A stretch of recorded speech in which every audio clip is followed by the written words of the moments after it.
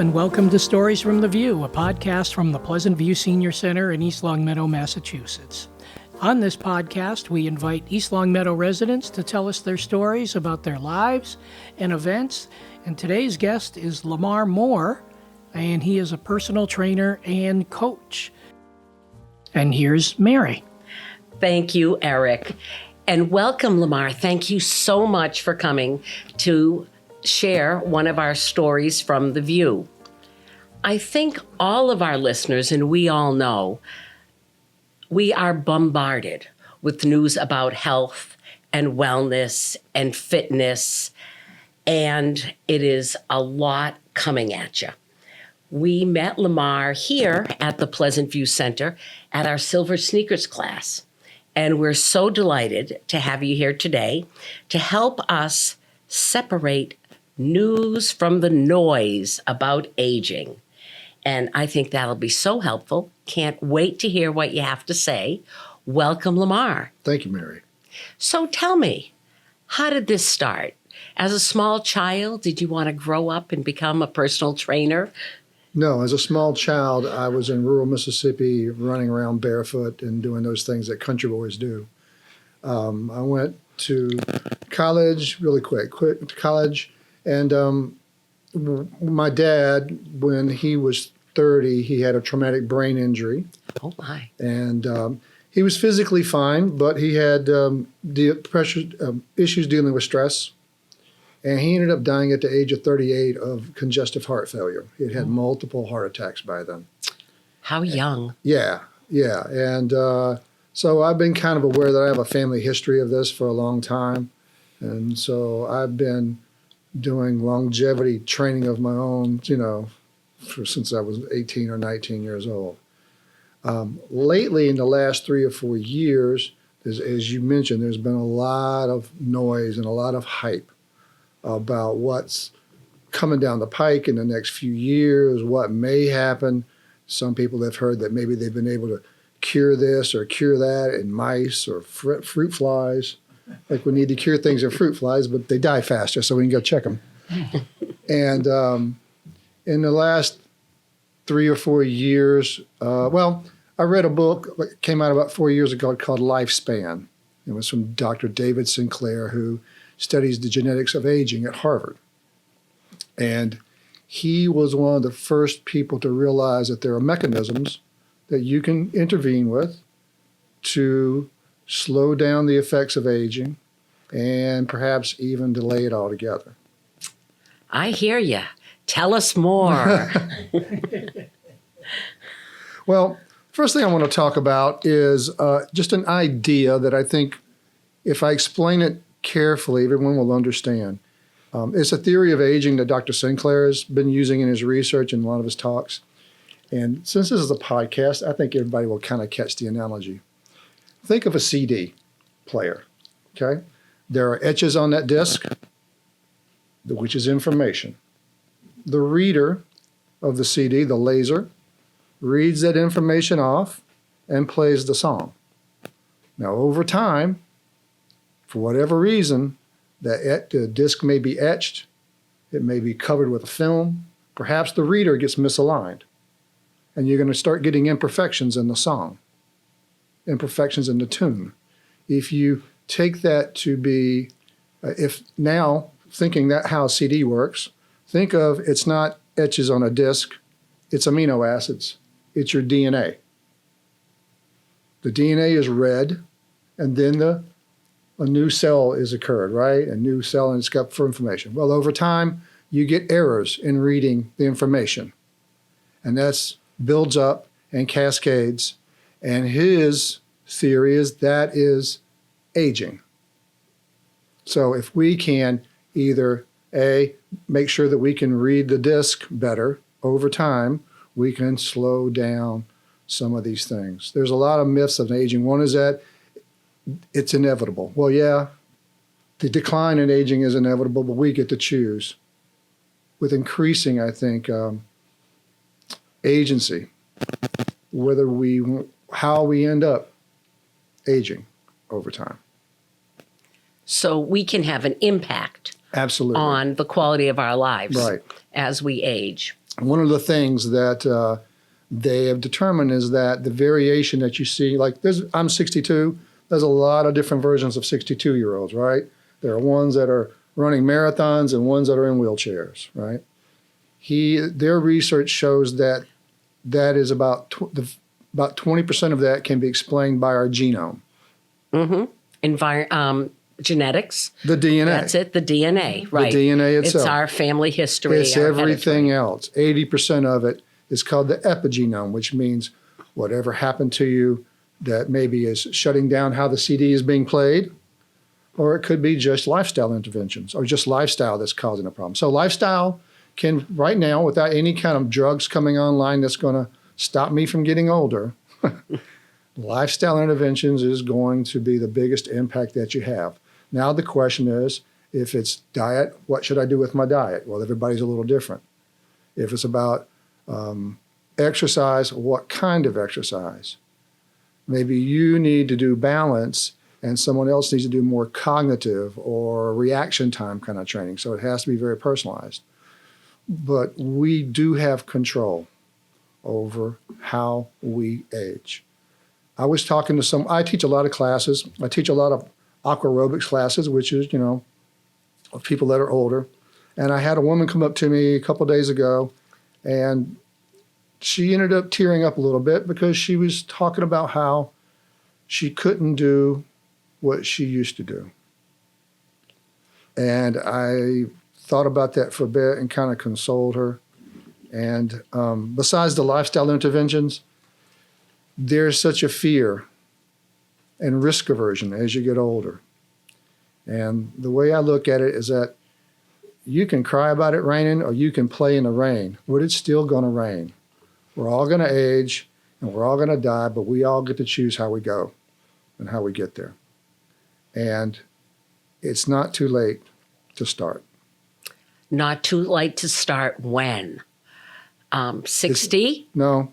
70? 80? Keep going. 90? Well, it's only been in the last 30 years that they've even been doing any research on people who are 70 and older because, let's face it, when I was growing up, a 70-year-old person was kind of old. They were not going to, why you do research on them, right? They're not going to make Too it. far downstream. Too far right. downstream, too far gone. So, and also there was a real fear that, you can't do research on older people with exercise. You're going to hurt them.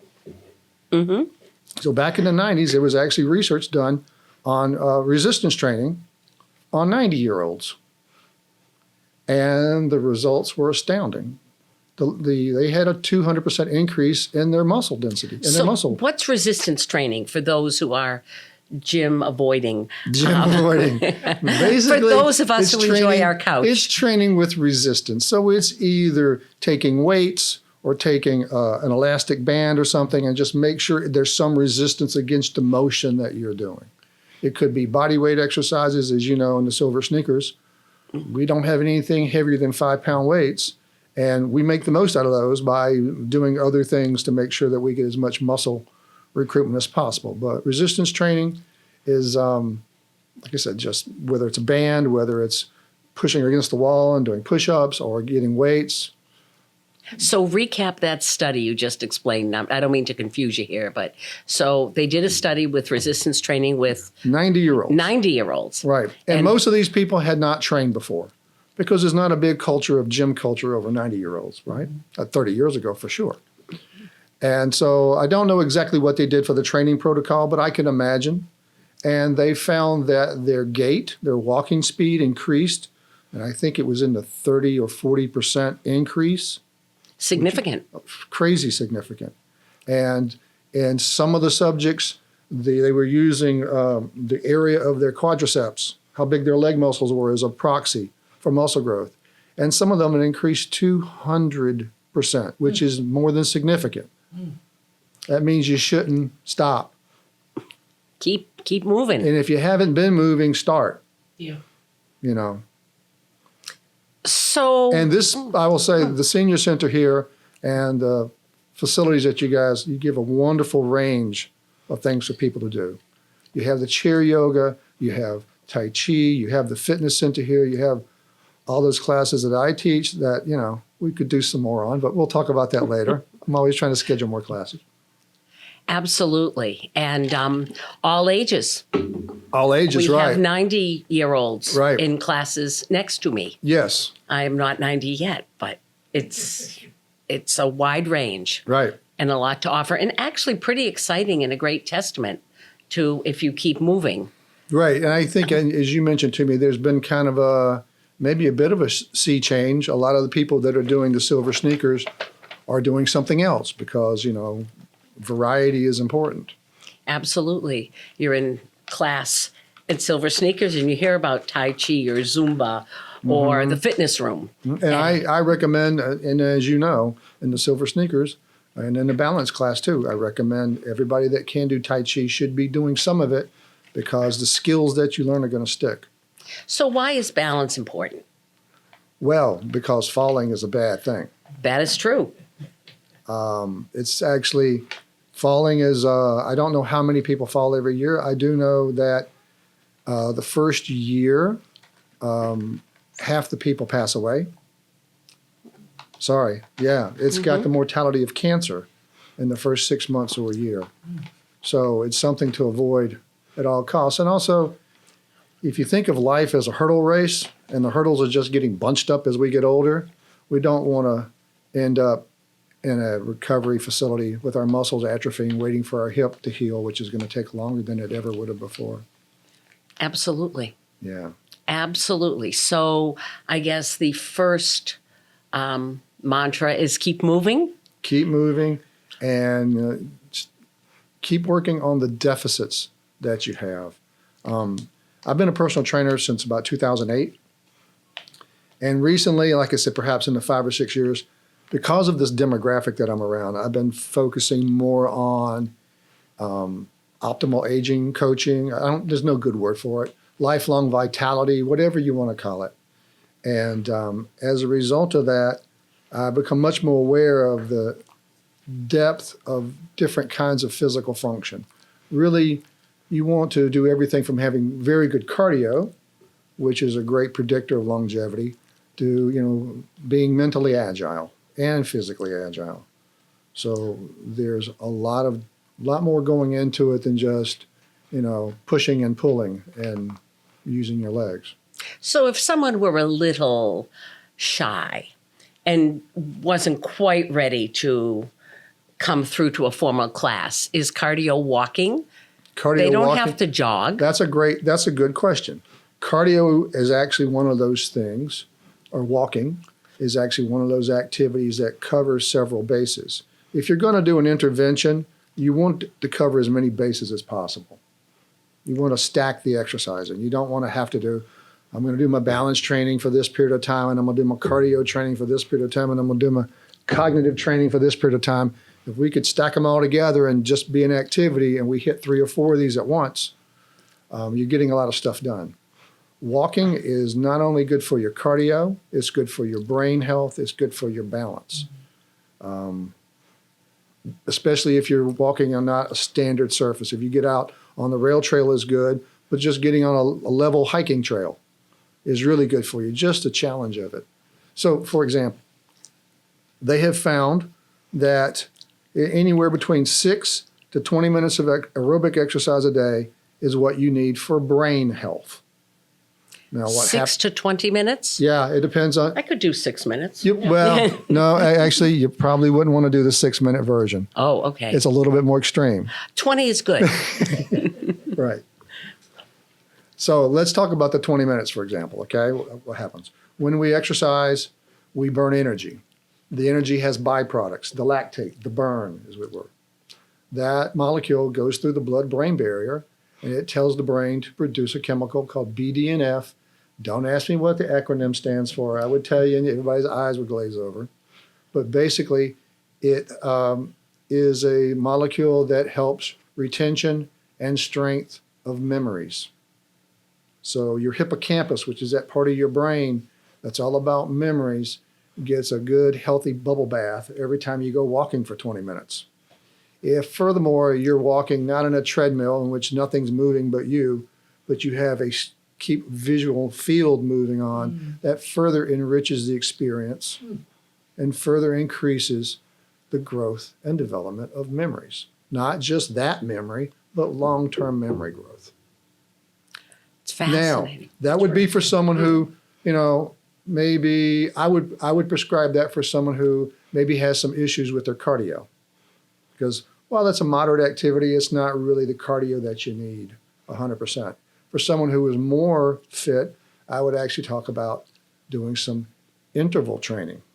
And interval training is basically you go at a regular speed for a while, and then you go at a faster rate for a while, and you change them.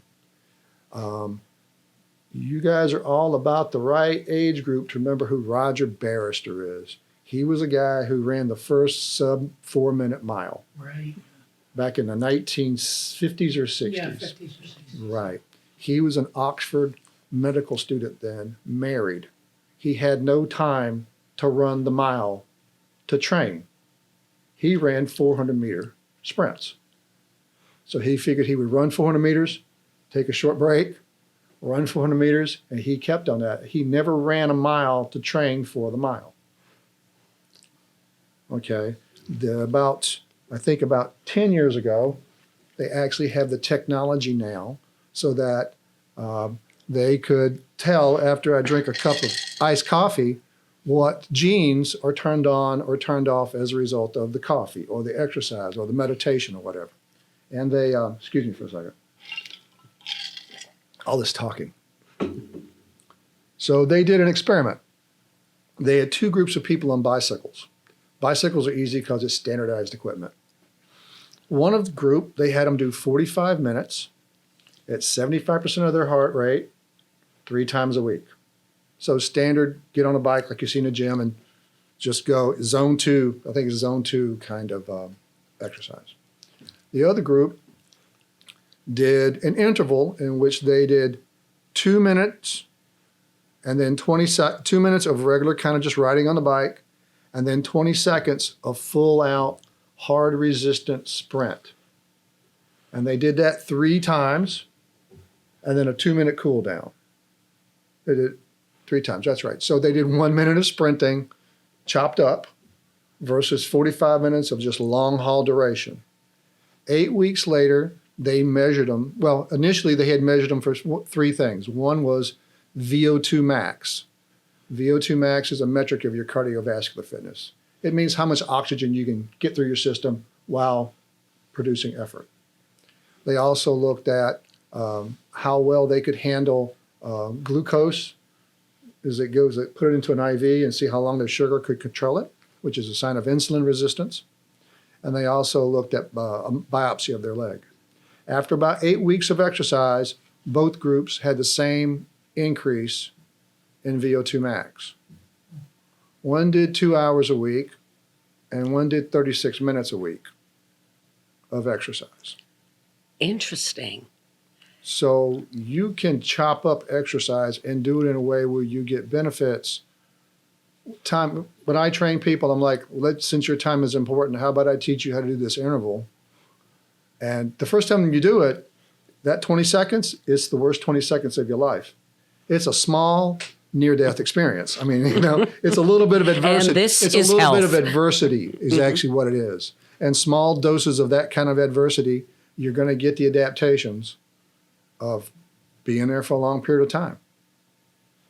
Amazing. Mm-hmm. But this is a huge topic, so I'm going to shift unless Yeah, we could do or a whole Lamar thing, wants yeah. me to stop, but I'm shifting because it's not just the exercise part, it's what we put into our bodies. Yes. And there are so many products, and I'm not going to start naming them because it'll make me crazy.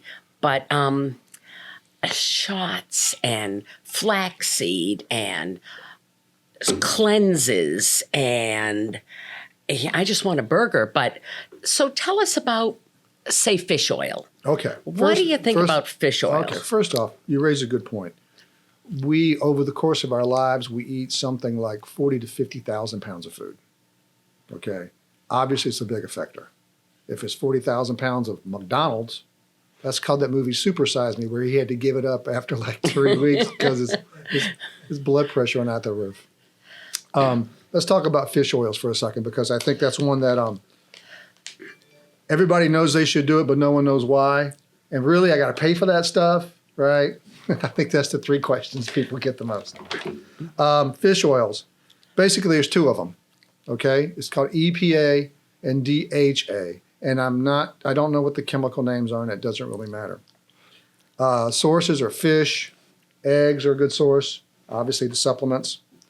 Why are they important? Well, all of our cell membranes are made out of fatty acids.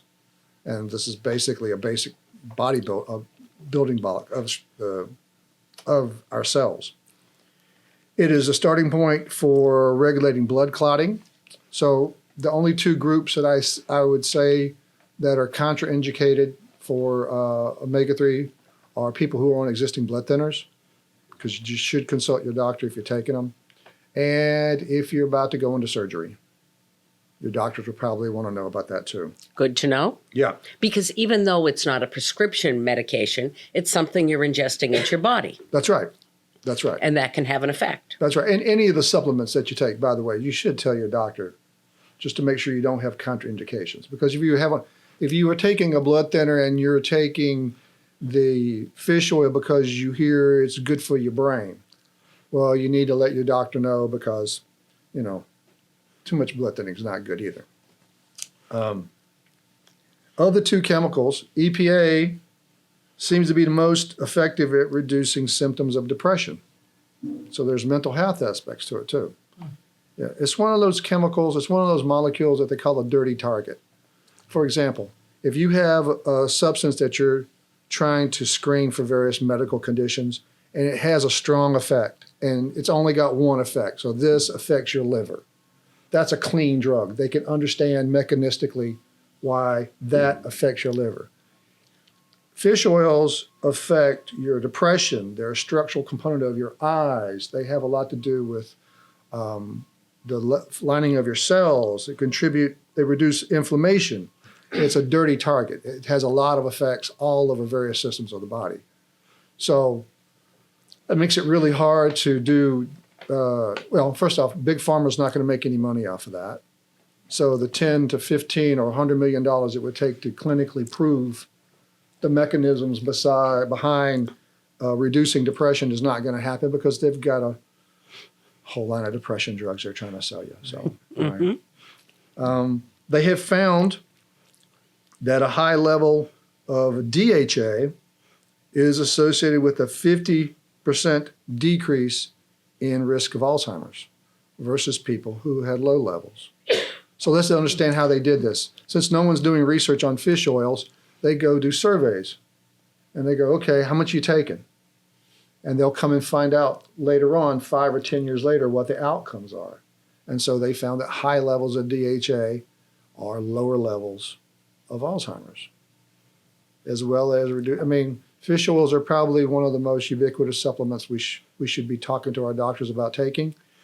And don't wait for your doctor to bring something up. If you want to know something, you take agency and autonomy. They work for you. I know we're used to the guys in white coats are telling us what to do, but until you've actually told a doctor, hey, you know what, I don't think I'm going to come see you anymore, you've never seen true shock on a professional's face, because they don't get that much. And I've done that, because if they don't want to listen to what I have to say, it's my heart. Mm-hmm. Pay attention to me. Absolutely. Yeah. So a little bit of autonomy. People I know one lady, talked to her, she's a client, and I said, how come you never talked about hormone replacement therapy? She's like, because my doctor never brought it up. Don't wait for your doctor to bring stuff up. So perhaps the watchword with that is, before you go to the doctor, take a few moments, think about what you want to talk about, write your questions down, bring your little pad in, and go down the list. Because if your doctor starts telling you things, that gets me off track, and I'm trying to remember what's happening with my medication, what's this rule, and I leave and I think, well, I heard what they were saying, but I forgot about the other agenda items I was interested in. So make a note, and also bring a piece of paper and a pencil, because My memory ain't what it used to be. Maybe I need some of that Maybe fish you oil. need some fish oil. Maybe I do. And so, can I ask a question? I Yes, mean, sir. so how much fish oil? I mean, Well, that's a good question. you got to I- drink a half a cup of fish oil because No. Appetizing no, that sounds. No. How much fish are you eating a week? Once or twice a week. Okay, that's probably good enough. Oh, Yeah. If you're taking the supplements, they say you probably shouldn't take more than 3 grams a day. And I don't know why you take 3 grams. You're going to smell like fish all day. But How lovely. not, and that might be good, it might be bad, depends on where you're going. But again, probably a gram or 2 a day is good. There's a linear, more than 3 grams, it may start messing in with, again, it's a blood thinner. So, okay. So this is a wonderful opportunity to supplement if you're not a fish eater or you don't have Sure. an and opportunity. let me just say, I am not a physician. That's what the lawyers told me to say. Right. This, Oh, this sure. isn't just my opinion. Gotcha. Absolutely. And again, as we said, you have to talk to your doctor about it. I'm doing this. I'm thinking about that. I'm making this change Right. because it could have an Engage effect. them in conversation. They have they might have all of 15 minutes with you. And they got a 20-minute thing they got to do, right? So slow them down a little bit. Be the one that interrupts their flow and gets information. Absolutely. So we've talked about fitness. We've talked about exercise. We've talked about food. Where are we going with this? As you had mentioned, a 68-year-old person now looks different than a 68-year-old person might have looked 30 years ago. I would actually say that all the 68-year-olds back when I was a kid looked the same. Mm-hmm. And now you see more of a range because of that introduction of exercise culture that's happened in the meantime. So what's it going to look like 5 years from now? How about 30 years from now? Okay. Let's go there. What's it going to look Let's go like 30 that. years from now? According to the scientists, they said half of all the kids that are being born, they are probably going to make it to 100. So Half of all the kids being born now? have the chance of making it to 100 because of the science that they think is coming. And the next probably 5 or 10 years, there's going to be, what has to happen is the FDA, for them to clinically approve a drug, they have to approve it for a condition. And right now, getting old ain't a condition. It's just something that happens. Mm-hmm. Well, as more and more of this research is coming out, how you can slow down aging and you can reverse some of the things that are happening, they're going to start thinking, okay, maybe we can approve a drug for macular degeneration or For prevention of macular degeneration. or reversal. A reversal. Okay. How about fixing it? Mm-hmm. Right? Remember, if you can read the CD, you got a perfect song. Why? That's right. That actually brings up something that part of that noise versus news thing. In build up to this research that they've been doing, they started with simple organisms. They started with yeast, actually. They learned a lot about aging from yeast because yeast don't live that long, but 3 days versus 6 days is amazing, right? And for example, they've done a lot of research in mice. They've been able to cure Alzheimer's in mice for a long time now. It doesn't work on humans. They've been able to cure cancer in mice for a long time now. They can't do gene editing on us, okay, and probably won't be able to. But they will, over time, have drugs that are going to treat some of the symptoms for aging. For example, I listen to a lot of podcasts. Driving over here, I was listening to one by Mr. Sinclair. They have recently done research, I think at MIT, in which they've been able to let mice get old, they get macular degeneration, and they're able to reverse, basically make the eye young again. So they have youthful vision. Not You just gotta fixed start vision, somewhere. Not just That fixed works. vision, but again, and people are going to go, okay, this is not aging, but it's a symptom of aging. If it works that well on mice, let's see if it works on monkeys and then on people. That's kind of where they're going to be going. There are medicines that are out now that could be repurposed, but again, these are probably past patents, and so no one's really going to pay much attention to them. One of them that I'm sure a lot of people have heard about is metformin. Metformin is a drug that is prescribed for type 2 diabetes in this country. It's a widely used drug. In the UK, they did a big study looking at, I think it was 25,000 people who were on metformin and 28,000 men who weren't or whatever. And they found a couple of things. One, the lifespan of people who had type 2 diabetes and were taking metformin was longer than people who didn't have type 2 diabetes. Let me say it again. You had type 2 diabetes. They gave you metformin on it, and you lived longer than the person who didn't have diabetes that was used as the control. Oh, Yeah, okay. yeah. There's a citizen-funded study going on right now called Tackling Aging Using Metformin. Because again, this is off patent. It's generic in non-English countries, and in what I understand, in Asia and in other parts of the world, it's sold over the counter like baby aspirin. But here you need a prescription because, well, you know, there's no money in it if they can't give you a prescription.